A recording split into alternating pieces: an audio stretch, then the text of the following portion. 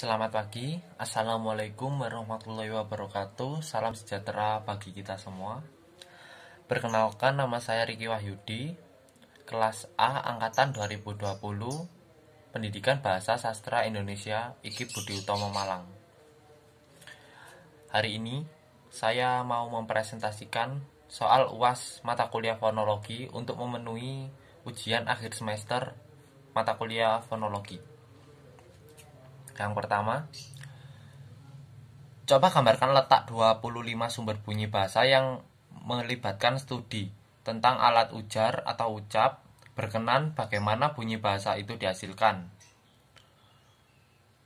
Pertama, paru-paru, batang tenggorok, pangkal tenggorok, pita suara, kiroid, tiroid, aritenoid, dinding rongga kerongkongan, epilotis, akar lidah, pangkal lidah, tengah lidah, daun lidah, ujung lidah, anak tekak, langit-langit lunak, langit-langit keras, gusi, gigi atas, gigi bawah, bibir atas, bibir bawah, mulut, rongga mulut, dan rongga hidung. Bunyi bahasa atau bunyi ujaran dihasilkan oleh alat ucap manusia seperti pita suara, lidah, dan bibir.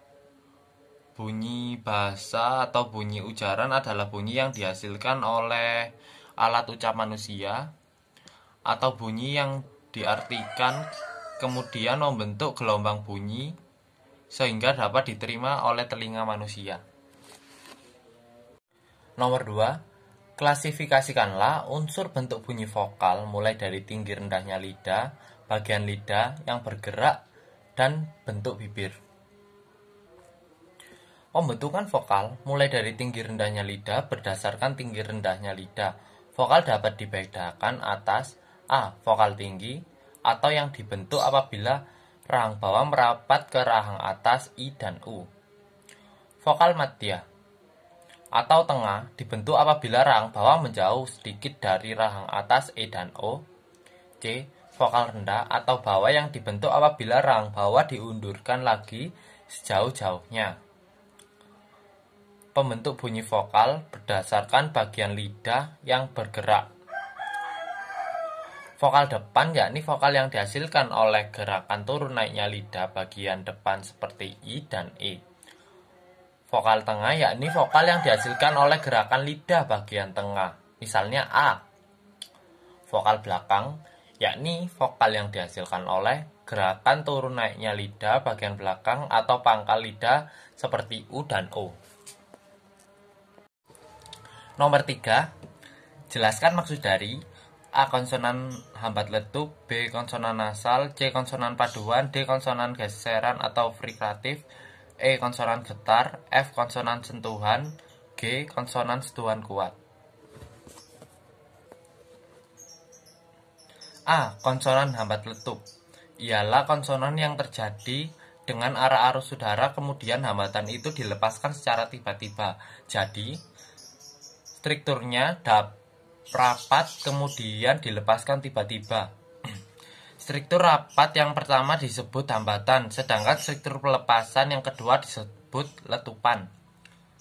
B. Konsonan nasal atau sengau adalah fonem yang direalisasikan melalui bantuan rongga hidung dalam kebanyakan bahasa. Terdapat pula beberapa fonem nasal lainnya yang relatif jarang dijumpai. C. Konsonan paduan aites adalah konsonan hambat jenis khusus tempat artikulasi ialah ujung lidah dan artikulasi pasifnya gusi belakang. D. Konsonan geseran atau frikatif. Konsonan geseran adalah konsonan yang dibentuk dengan menyampaikan jalannya arus udara yang dihembuskan dari paru-paru sehingga jalannya udara terhalang dan keluar dengan bergeser, jadi strukturnya tidak dapat seperti pada konsonan letup tetapi renggang. E. Konsonan getar adalah konsonan yang dihasilkan oleh getaran antara artikulator dan tempat artikulasi.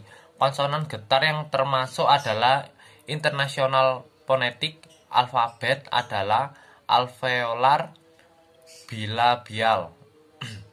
F.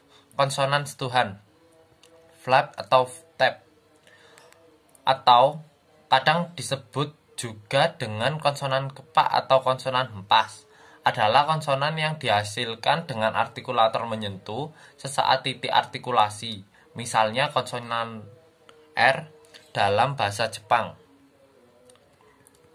G. Konsonan setuhan kuat. Konsonan setuhan kuat ialah konsonan yang pembentukannya pada prinsipnya sama dengan konsonan setuhan tap. Nomor 4. Apakah yang dimaksud dengan pengaruh bunyi?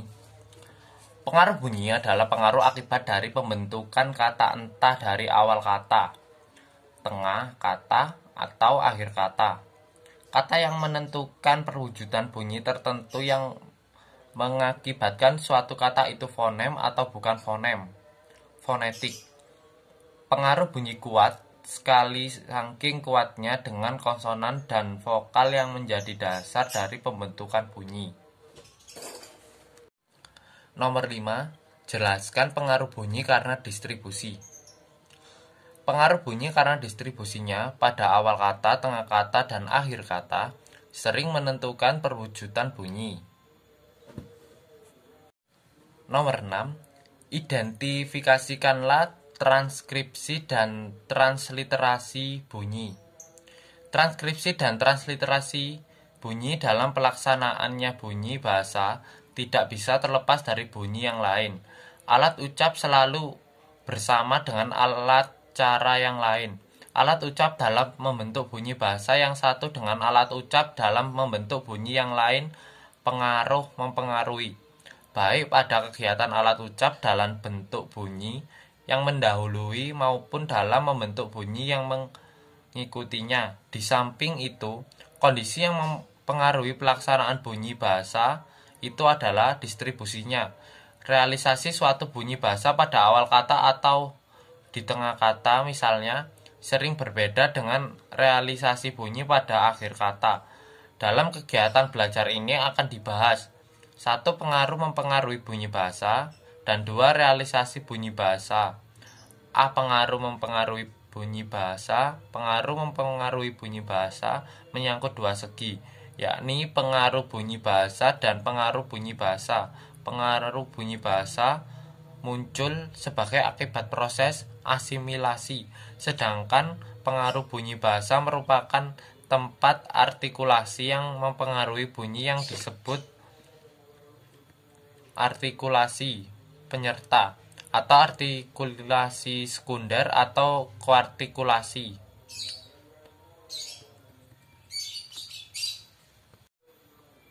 Nomor 7. Apakah yang dimaksud bunyi suprasegmental?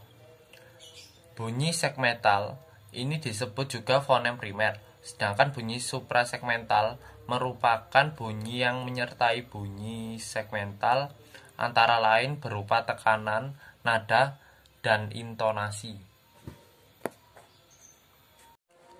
Nomor 8. Definisikanlah pengertian dari A. Identitas sifat khas suatu fonem, B. Spesialisasi beban fungsional fonem, C. Alternasi alofonemis, D. Penafsiran fonem. A. Dasar bukti identitas sebuah fonem adalah apa yang disebut fungsi pembeda makna yang terkandung dalam suatu bunyi bahasa.